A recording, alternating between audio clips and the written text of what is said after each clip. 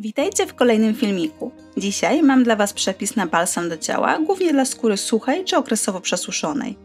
Krem zawiera olej ze słonecznika, olej rzeżoba i witaminę E, a także emolienty, które chronią skórę przed szkodliwymi czynnikami zewnętrznymi. Wzmacniają naturalny płaszcz lipidowy skóry i odbudowują zniszczenia. Chronią przed wysuszeniem skóry i regenerują uszkodzenia. Zastosowane emolienty dodatkowo tworzą delikatny film na powierzchni skóry, który zapewnia długotrwałe uczucie komfortu, zmniejszając uczucie świądu, często spotykanego w przypadku skóry atopowej i suchej. Działają również przeciwzapalnie. Mocznik i gliceryna sprawiają, że skóra jest intensywnie i długotrwale nawilżona, co czyni ją miękką, delikatną i aksamitnie gładką. Róża zawarta w wodnym wyciągu oraz olejku eterycznym łagodzi podrażnienia, działa ujędrniająco na skórę, a także zmniejsza rumień, co przyda się w przypadku skóry z widocznymi naczynkami. Dodatkowo zapach róży ukoi zmysły i zadba o rozluźnienie po ciężkim dniu. Balsam można stosować na skórę całego ciała, także stóp i dłoni.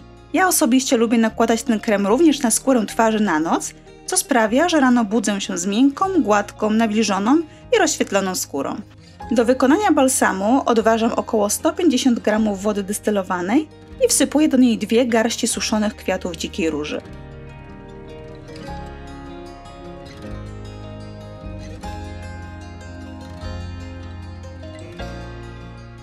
Naczynie przykrywam i umieszczam na łaźni wodnej na około 10-15 minut.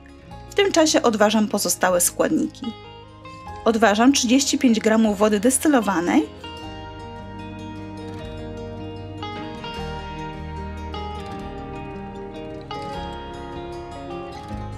a następnie dodaję 12,5 g mocznika. Mieszam dokładnie aż do rozpuszczenia się mocznika.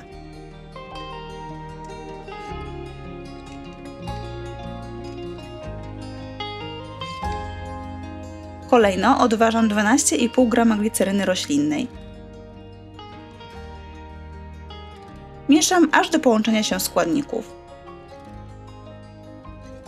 Dodaję jeszcze 5 g sproszkowanego buraka. Jest to opcjonalne, ja jednak chcę uzyskać delikatny, różany kolor balsamu.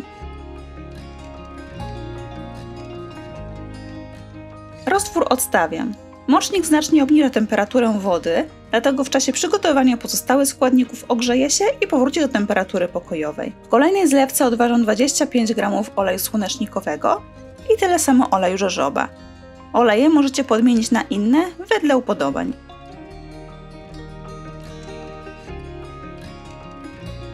Odważam kolejno 7,5 g emulgatora, 7,5 g alkoholu cetylowego oraz 12,5 g olejnianu glicerolu.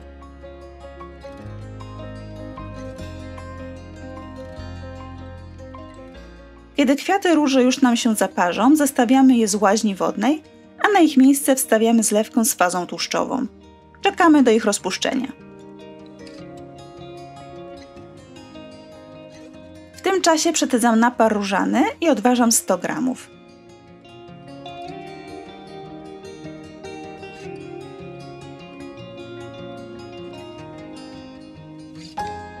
Zlewkę z fazą tłuszczową zdejmuję z łaźni wodnej i zaczynam intensywnie mieszać przy użyciu miksera. Dolewam stopniowo gorący napar różany, cały czas mieszając.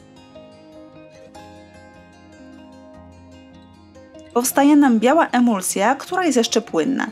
Zacznie gęstnieć, kiedy jej temperatura spadnie. Po zmieszaniu całej wody różanej możemy odstawić na kilkanaście minut emulsję i w tym czasie ona zgęstnieje.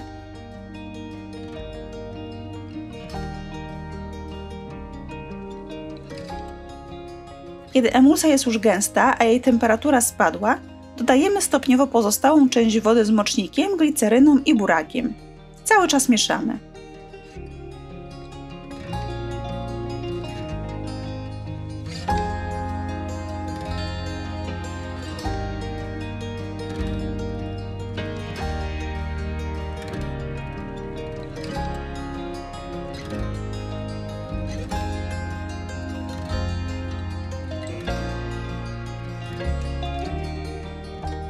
Dodajemy szczyptę gumy ksantanowej, co jest opcjonalne.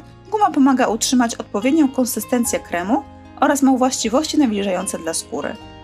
Po wymieszaniu dodaję 2,5 g witaminy E oraz około 20 kropli olejku różanego. Mieszam dokładnie po dodaniu każdego składnika.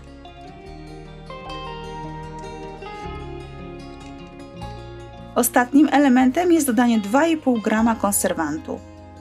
Z jego użyciem kosmetyk można przechowywać do 6 miesięcy w temperaturze pokojowej. Bez konserwantu balsam należy przechowywać w lodówce i wykonać go w mniejszej ilości, którą możemy zużyć w ciągu 2 tygodni. Wykonując kosmetyk należy pamiętać o dokładnym odkażeniu wszystkich przyborów, z których korzystamy oraz opakowaniu, w którym będziemy przechowywać kosmetyk. Ja tym razem skorzystałam ze zwykłego słoika, w którym wykonałam balsam i w tym samym słoiku też go przechowuję. Balsam jest dość treściwy, jednak wchłania się szybko. Pozostawia wyraźną warstwę ochronną, co z pewnością przyniesie ukojenie skórze suchej lub podrażnionej. Na dzisiaj to wszystko. Dajcie znać w komentarzach, czy używacie balsamów do ciała, czy stawiacie na oliwki. A tymczasem się z Wami żegnam i do usłyszenia w kolejnym filmiku. Pa, pa!